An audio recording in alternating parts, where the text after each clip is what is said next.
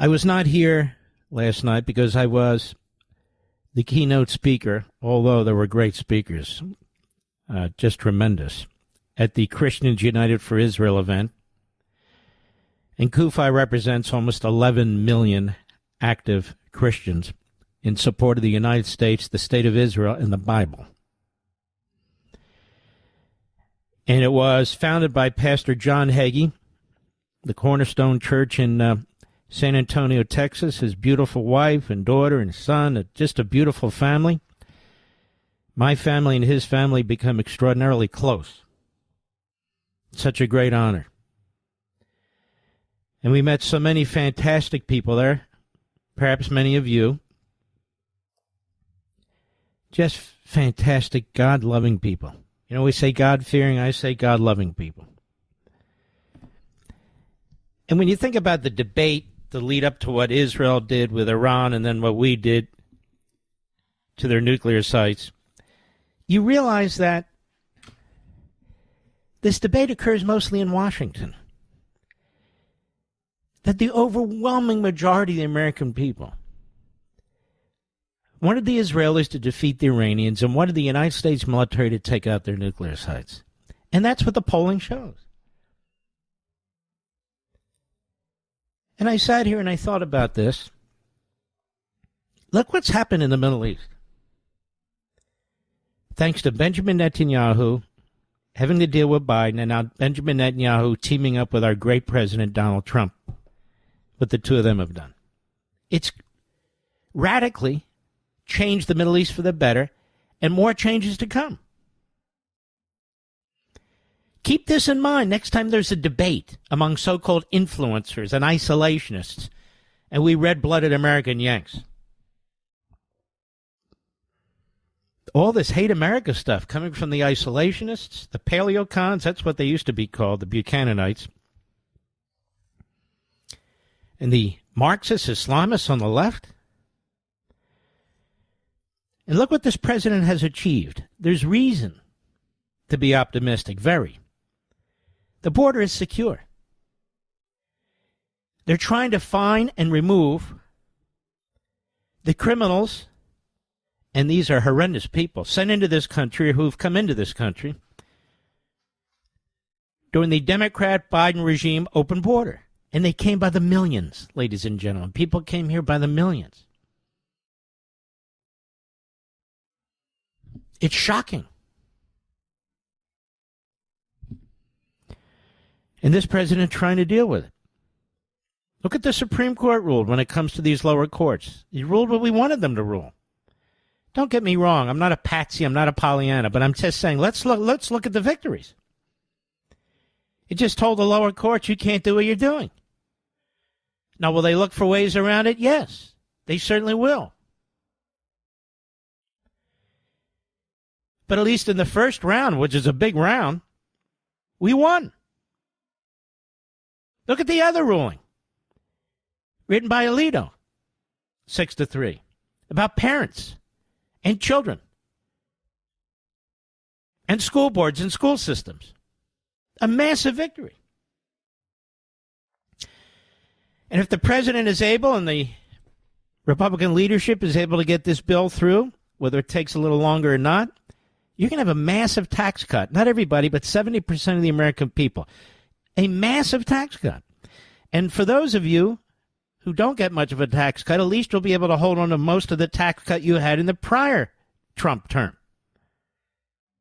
Now, you might talk spending. I don't disagree. But what's the alternative here? The Democrat Party wants massive tax increases and even more spending. And I would say to my conservative brothers and sisters, I want bigger spending cuts too. But you can't do it when you have a 3-vote majority in both houses of Congress, because you have the Susan Collins types, or you have the Rhino types, you have liberal Republicans, or whatever you have. So it's impossible to accomplish what we want to accomplish.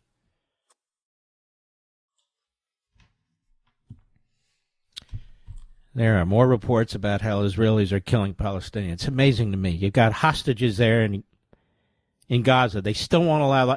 They could have peace in 2 minutes. surrender, give the hostages back, and it's all over. But they won't do it. They won't do it. That's the bottom line. Now, things aren't perfect, and we need to fight. We need to be resolute. There's a lot to do. There's a movement in this country, Marxist-Islamist movement, that has taken hold, that is in our culture. It's in academia. It's destroying our colleges, even our best colleges. It's destroying our entertainment. It's destroying our news media. It's destroyed the Democrat Party. It's leaching into the Republican Party through isolationists. And it's a real deal. And all you have to do is look at France and especially England now, and then you'll see. This has been in the works for about 40 to 50 years. CARE was founded in 1993. It's a Hamas front group. It was founded for the purpose of leading the cause to try mainstream radical jihadi Islamicism. And the Marxists long ago took over our faculty in the 1960s. And you have the fusion of what I've talked about repeatedly of the Marxists and the Islamists. They are here. They are dangerous. They've basically conquered the Democrat Party. That's what they've done. They've basically conquered the Democrat Party. How did this happen? It's in my book, On Power. Where are we going with this? It's in my book, On Power. Why do they hate us? Why do they want to destroy us? It's in my book, On Power. What about the Democrat Party? It's in my book, On Power. I delve into faith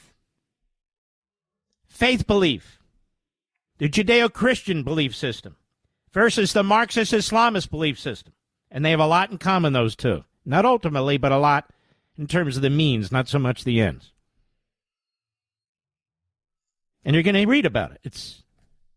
It's something I think that you'll find compelling and really motivating to deal with. And that's the point of this book.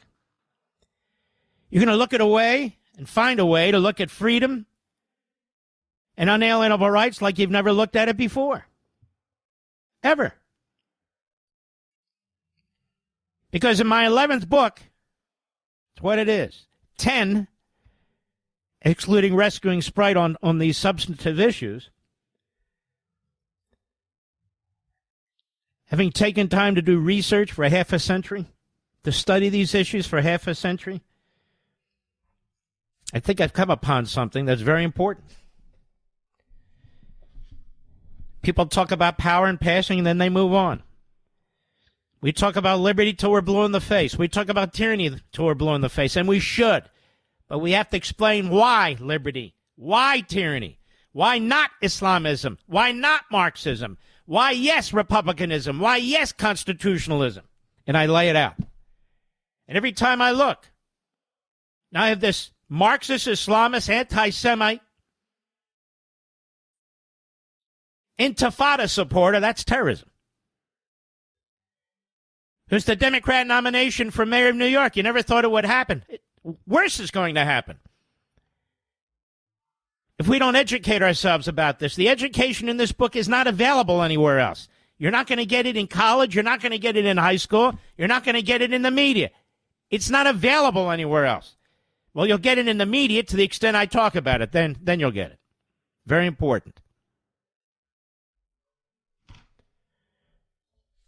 And why is it the isolationists are so wrong? I don't even mention them in the book, but why is it that they're so wrong? Because they don't accept the mindset of the enemy. They don't even treat it as an enemy. They think we're the enemy, or the Jews are the enemy, or Israel's the enemy, or the warmongers the enemy. This is a problem. This is a problem we've got to deal with.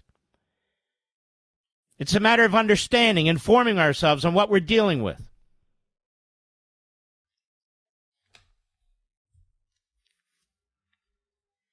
I divide this book into different chapters. There are not a lot of chapters. There are not a lot of chapters. But each one is very important. The first chapter is on power. What do I mean by this?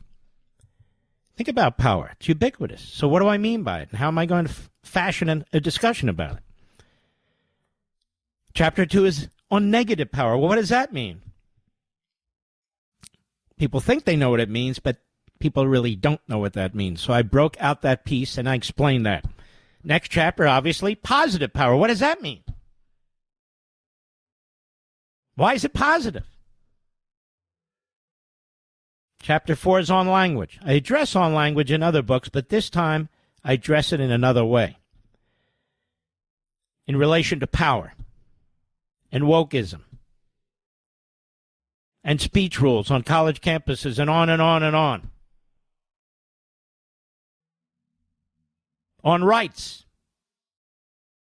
What does power have to do with rights? We have rights right there in the Declaration of Independence. Unalienable rights. Well, there's a difference between God-given unalienable rights and how those unalienable rights given to us by God are manifested right here on earth. The earthly application of those unalienable rights. So we're going to discuss that in the book, chapter 5, and much more. What do we mean by liberty? Well, ladies and gentlemen, I went to the greatest sources of that word. I went to Aristotle and Cicero. I went to John Stuart Mill, wrote a whole book called On Liberty. I wrote to the founders, I went to the founders of your country, and many more. And you know what I found, Mr. Producer? There's no great definition for liberty. It's typically described by what it's not, or in the context of something else. And so we get into this. What really does liberty mean? Now, this book could have been 1,000 pages long. It could be 10 books if I decided to apply power to immigration, power to equality, power to you name it. But that's not the nature of this book. And if I wrote a book 1,000 pages long, you wouldn't read it. Neither would I. Be a good doorstop, probably. Or one of those cocktail table books and nobody reads. It just sits there. I want you to read it. That's why when you read this book, you'll find there's a limit on the number of endnotes, because most of it's my own thinking. There's endnotes. I give credit where credit's due. You will find that the book, the substance of the book, is 182 pages long, not 300 pages long. You will find in each page, in each chapter, something that is intriguing and compelling. You may have to go back and read it twice, maybe 3 times, to think through the points that I'm raising with you. And you're going to find that this book has everything to do with what you discuss at the breakfast table, at the dinner table, at Thanksgiving. This book has everything to do with the debates that go on in this country. This book has everything to do with 80% of what you see on TV or listen to on radio. And it's going to change the way you view things for the better. For the better. We have a hell of a show for you this evening, ladies and gentlemen. I'm glad to be back. I'm so honored to have been at Kufi. And what a beautiful honor from those folks. Just so inspiring. I just wish all of you could have seen it, all of you could have been there.